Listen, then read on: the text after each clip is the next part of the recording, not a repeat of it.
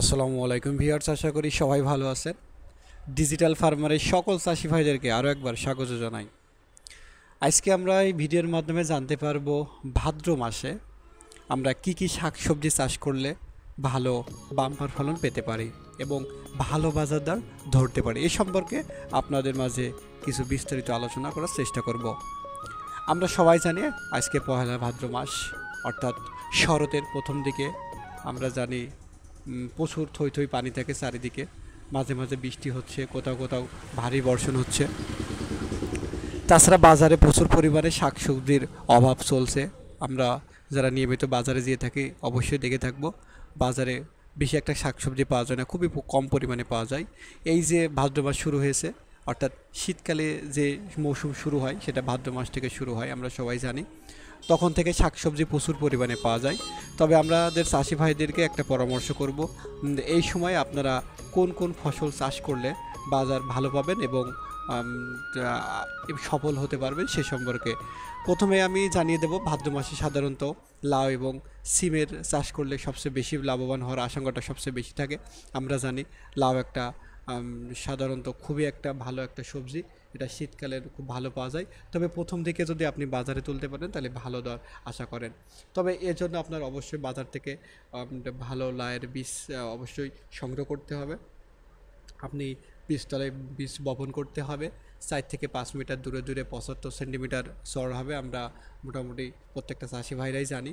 এবং যদি 60 সেন্টিমিটার গভীর করে মান্দা গর্ত তৈরি করা যায় তাহলে আরও বেশি ভালো হয়। এবং প্রতি মান্দায় আমরা অগ্রিম আগে থেকেই 20 কেজি গোবর, তারপরে 200 গ্রাম টিএসপি, 75 গ্রাম এমওপি সার প্রয়োগ করতে হবে। মান্দা তৈরি হলে প্রতি মান্দায় 4 থেকে 5টি বীজ বুনে দিতে হবে। আমি সাধারণত এই যে সার এবং গোবর দেবো যাতে আমার ওই মাটিগুলো পচে যায় এবং বীজ যখন বপন করব এবং সেই গাছ সামনে খুবই পুষ্ট হলো এবং ভালো হবে। চারা গজানো, যখন আপনার এই লাউয়ের চারা গজাবে তখন 2 থেকে 3 সপ্তাহ পর, অর্থাৎ 2-3 দিন আপনি অপেক্ষা করবেন। অর্থাৎ 250 গ্রাম ইউরিয়া সার দেবেন, কিস্তি অনুযায়ী দিতে পারেন আপনি।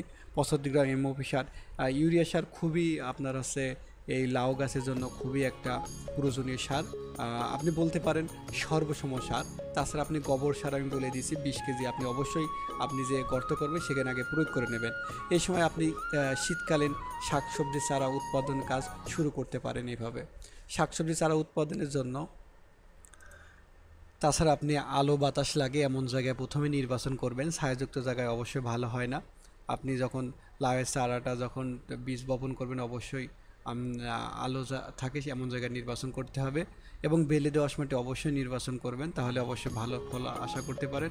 অর্থাৎ আপনি এই লাউ প্রথম দিকে অর্থাৎ 2-3 মাসের ভিতরে আপনি একটা ভালো ফলন পেতে পারেন। করার সাথে সাথে আপনি ওই একই বীজতলায় আপনি ফুলকপি, বাঁধাকপি, বেগুন, টমেটো এসবের বীজও আপনি চারা দিতে পারেন, যাতে আপনি খুব সুন্দরভাবে এই ভাদ্র মাসের অর্থাৎ শীতের মৌসুমে ভালো বাজার ধরতে পারেন। তো আশা করি মোটামুটি লাউ এবং সিমটাও খুব ভালো শীতকালীন সবজি হিসেবে।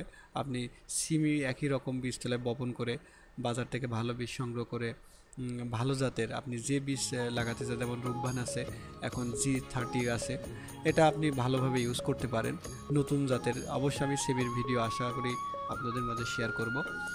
তো আপনি ভালোভাবে শীতকালীন সবজি চাষ করতে হলে অবশ্যই আপনাকে জেনে বুঝে চাষ করতে হবে।